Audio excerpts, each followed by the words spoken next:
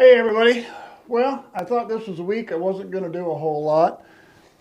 But talked to the neighbor the other day. We talked about the trees in the corner and about having to take down the panels. I talked to him and he said his son was coming next week. They could get the tractor, front end loader, and push them. So I said, hey, I'm going to do that then real quick. I'll come out these days, pull the fence panels out of the way. I looked, I needed to move 3 cattle panels out of the way.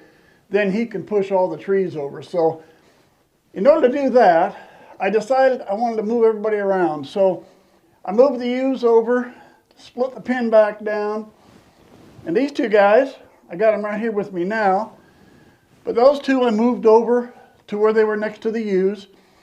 Then I took the 5 ram lambs way on the far side, I moved them into the pen next door.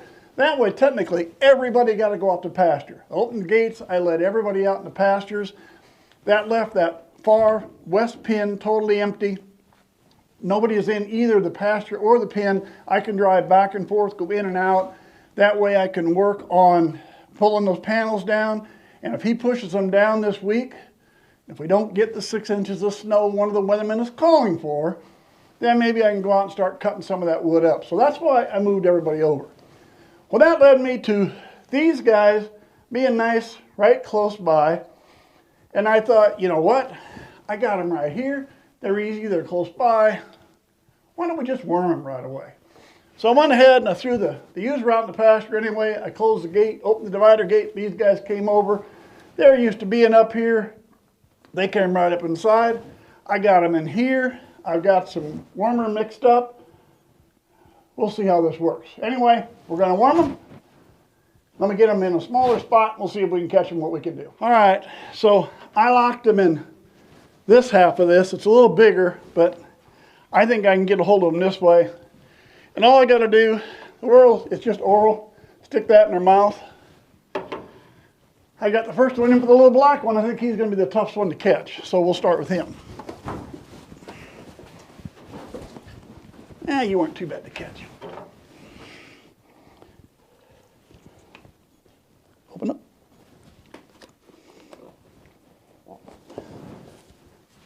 There we go. Fill up. Hang on. Let me fill up and I'll get the other one. Now, let's see if long shot is going to be as agreeable. Hello, buddy. Yeah. There we go.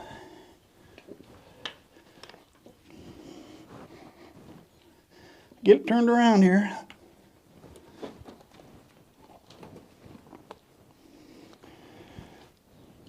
Get that? There you go. All right. That's all there was to that. Now I got these 2 done. The other 5 rams, I'll probably do them at a later date. The ewes, we're not going to do. I hope I got that camera so you can even see me. Anyway, as I was saying, the other 5 rams we'll do at a later date. The ewes, after everybody's lambed, then we do the ewes. That's all for these. Let me get these guys back outside. All right, we'll see if these guys are ready. Ready to go back out, guys?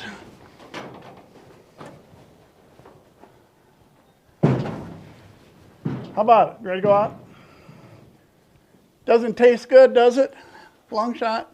You don't like the flavor? Well, nothing says worm are supposed to taste good. All right. I don't even need to close that yet. Let me move the gate over here. Get them back to their side. And I've actually had them locked in today, so if I move them over, excuse me on the camera there, get them moved over, I can turn them back out to pasture. There you go, guys. Head out. Let's go.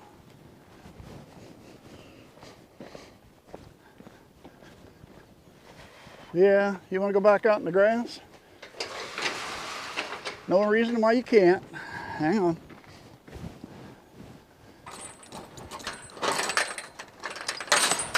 Gotta get this job done one-handed, huh?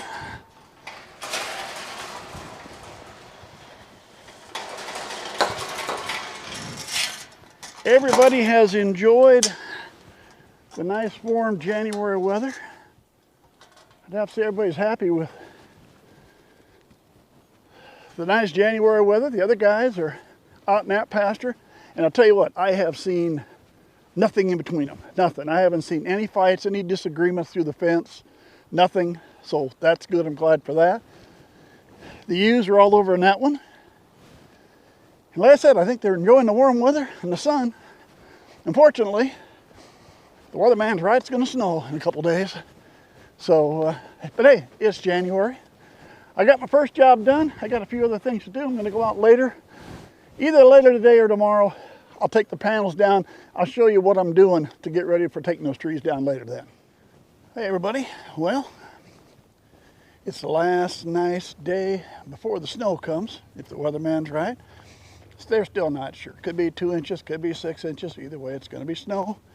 So, time to run out quick and take care of my fence panels. Get that taken care of before the snow comes. We're going to do that real quick. Won't take just a minute. I'll show you just a little bit of it. Show you what I'm doing. But we're going to come back. We're going to talk about something. I had somebody leave a comment asking me about raising rams for high fence hunting operations. And I kind of left the comment back, but I thought, let's go a little more in-depth with that. So let me get this panels taken care of real quick, and then we'll come back and we'll talk about raising rams. Now, one thing I'm going to have to do that, besides just unhook the panels, I wasn't sure what I was going to have in this pasture. I thought it could have been rams, it could have been small. I took some extra wire here. It's about 2 feet tall, and I attached that so the holes are smaller, because I had real small rams before stick their head through the fence, even the 4x4 mesh. Well, this is a lot bigger. Then they get their horns caught. So I put this 2 foot on here. So I am going to have to, like it or not, cut this at least once. I think I can get by with just cutting it once, and then we'll see if we can fold it over later. All right, we're going to see if we can just swing this one around.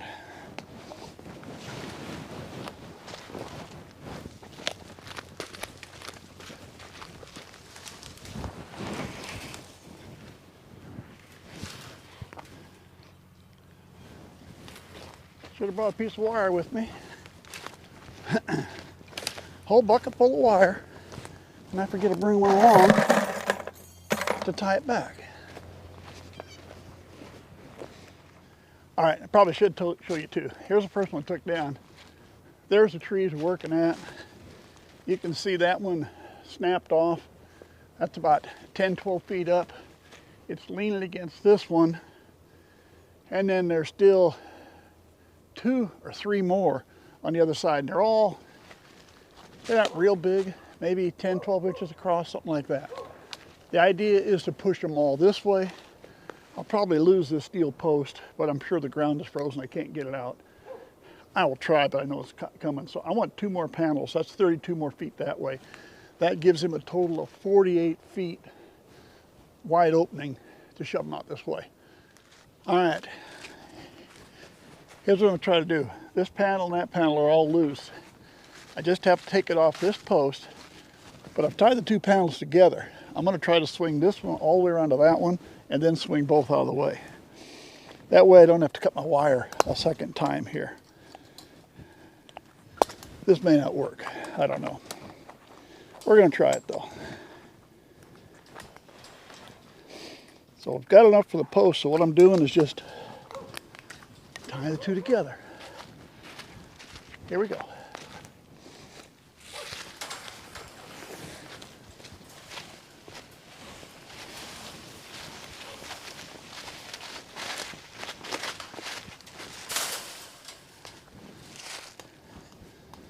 And I'll tie it to that post. Think that'll work? Well, I hope.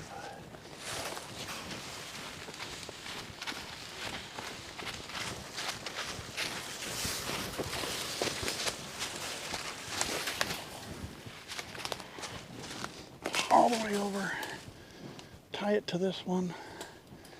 See if I can get that wire over there. How do you like that? 48 a 48-foot fence opened up. I am so glad I didn't put woven wire.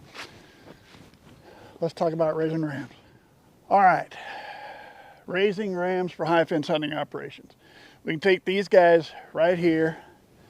They're all 9, 10 months old, something like that.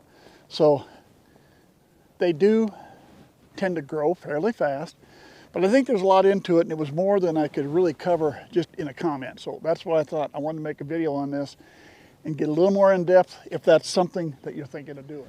Now, if the intent is to raise for high fence, you probably don't want to start feeding them animal crackers.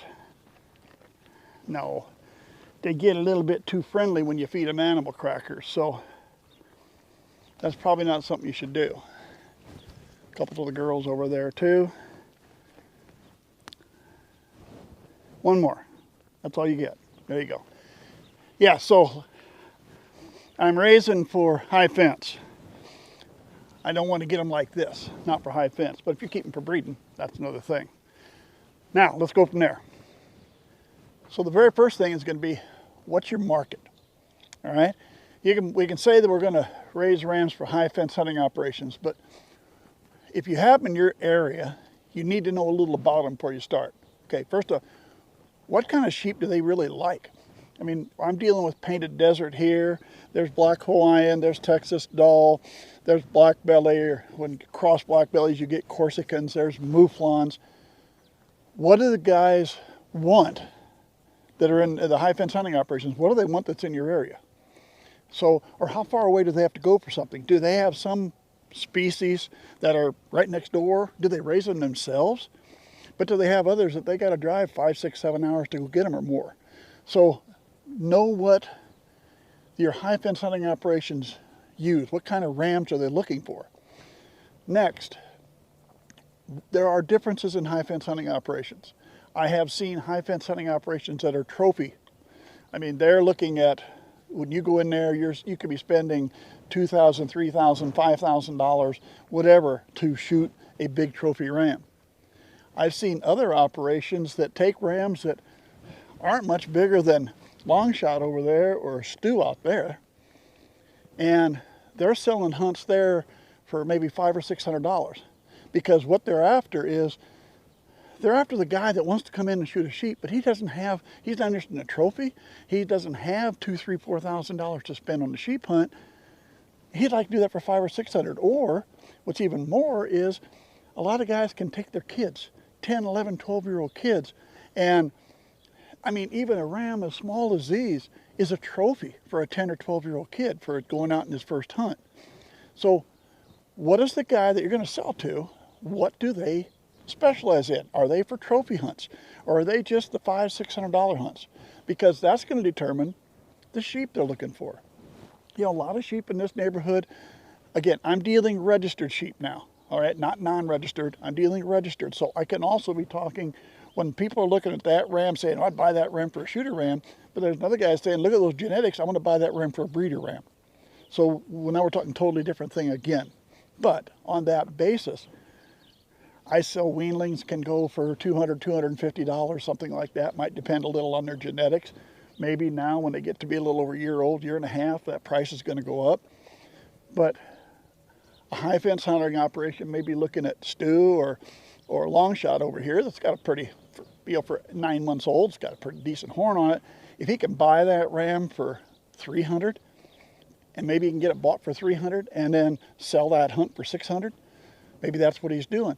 You might have a guy that's got a much bigger ram, more of a trophy style ram. If he can buy those for $1,000 or $1,500 or $2,000, then he turns around and he has a $2,000, a $3,000 or a $4,000 hunt. So if you want to raise rams for high fence hunting operations, the first thing you need to do is check those local ones, the ones you have around you, the ones you think that would buy rams from you, and find out what do they want. Do they have a species? Do they have a size? Find out that first, and then you know which direction you want to go. Because there's no use raising trophy rams if nobody in your area wants them. And I'm going to go back to, again, I'm dealing with registered stock. I'm going to go a little bit more with that. If you're raising If you're saying, okay, that's what I'm going to do, I'm going to raise rams for high fence hunting operations. You know what? Registered stock will cost you a little more. Let's say it is going to be painted desert. Registered stock is going to cost you a little more up to start. But down the line, that's the initial cost. Once you've got it out of the way to begin with, that's it. After that, they all cost the same to feed them. They all cost the same to take care of them. It's just that initial cost. But if you're raising them, and I got 10 ewes out here right now, and let's say they all have twins, and I got 20 lambs come spring, guess what? About half of them are going to be rams, but half are going to be ewes. I got to sell those ewes. If I'm going to be selling those ewes, it's going to be a lot easier for me to sell registered ewes as breeding ewes than it is just plain old everyday ewes. So depending on the species, if it's painted desert, now you can be talking where registration is fairly important. If we're getting into some of the others, Corsicans and this, that, there's some registries of it, but it's not nearly the size. It's not nearly like the painted desert registry. So now registration isn't quite as important anymore. But that's the deal. Usually what you're going to pay, I don't know, can you afford to buy $200 or $150 weaned ram lambs at 12 weeks and keep them for a couple years and then sell them? Maybe that's a possibility. I don't know. Maybe you don't raise them. Maybe you just buy rams. Maybe you're just buying ram lambs or something. Whatever you're going to do, start with where you think you're going to sell them. That's where you start, because these guys are buying. Is you being closer going to be a benefit to them? Do they raise their own? Do they got a guy they've worked with for the last 10 years and it really doesn't matter what you're going to have, they're going to buy from him? Who knows? Start there. That's your first thing to go with. Find out what market is available and then start buying sheep. Hired hand I talked about is coming. It's going to be a couple days later because of the snow, but I do have a hired hand coming. Hopefully by the time we do the next video, we'll be talking about my new hired hand. See you in about a week or so.